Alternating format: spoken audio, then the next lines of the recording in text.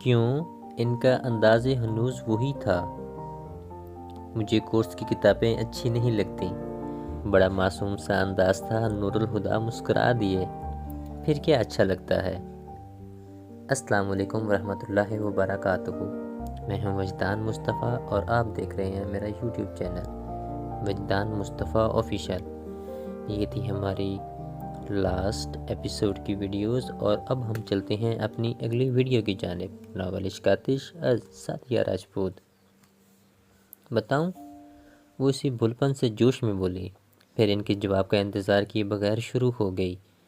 اس نے سر اٹھا کر دور تک پھیلے آسمان کو دیکھا اور کہا، مجھے آسمان کو دیکھنا اچھا لگتا ہے۔ اس میں اڑتے بادل اور پرندوں کی چہکار، سورج کی کرنیں اور چاند کی چاندنی، پھول، تتلی، خوشبو، صحرا میں بہتی ہوا کی آواز، سمندر کی لہریں، سردیوں کا موسم۔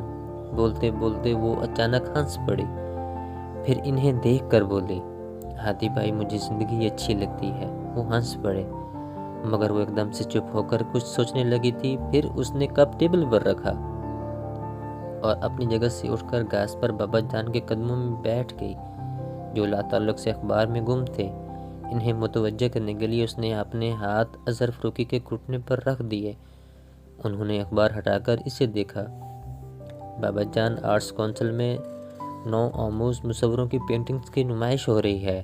میں نے بھی اپنا نام دیا تھا اور پتہ ہے میرا سلیکشن بھی ہو گیا ہے۔ 17 دسمبر سے 3 دن کی نمائش ہے۔ آپ آئیں گے نا؟ جوش میں بولتے آخر میں اس کا لہجہ منت بھرا ہو گیا تھا۔ تم جانتی ہو کہ بھیڑ بھاڑ والی جگہوں پر جانا مجھے پسند نہیں۔ انہوں نے مکمل انکار نہیں کیا تھا۔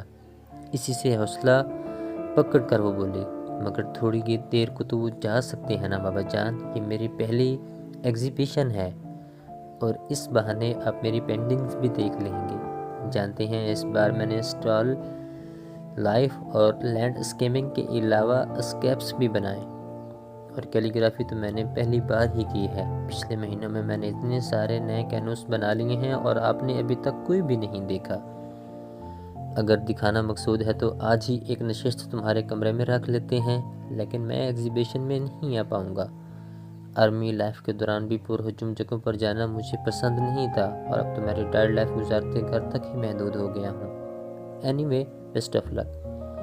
کیا ہو جاتا اگر بابا جان اس کا دل رکھنے کی خاطر کچھ دیر چلے جانے کی حامی بھر لیتے؟ نور الہدیٰ نے تعصب سے سوچ کر اسے دیکھا۔ اس نے اپنی آنکھیں جھکا رکھی تھیں، پھر بھی اس کی پلکوں پر لرزتے آنسو نور الہدیٰ کو صاف نظر آئے تھے۔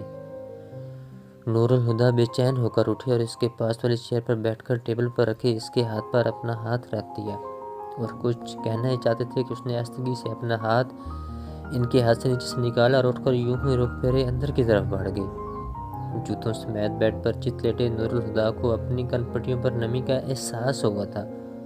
وہ اٹھ بیٹھے، اپنے چہرے پر سے آنسوؤں کو صاف کر کے ہاتھ اپنی آنکھوں کے سامنے کیے اور پھولوں پر ٹھہری نمی کو دیکھنے لگے۔ جو آج تم یہاں ہوتی تو دیکھتی کہ جو آنسو تمہاری آنکھوں سے نہ بہہ سکے وہ 27 سالوں سے میرا چہرہ بھگو رہے ہیں۔ بے سبب تو نہیں تیری یادیں، تیری یادوں سے کیا نہیں سیکھا۔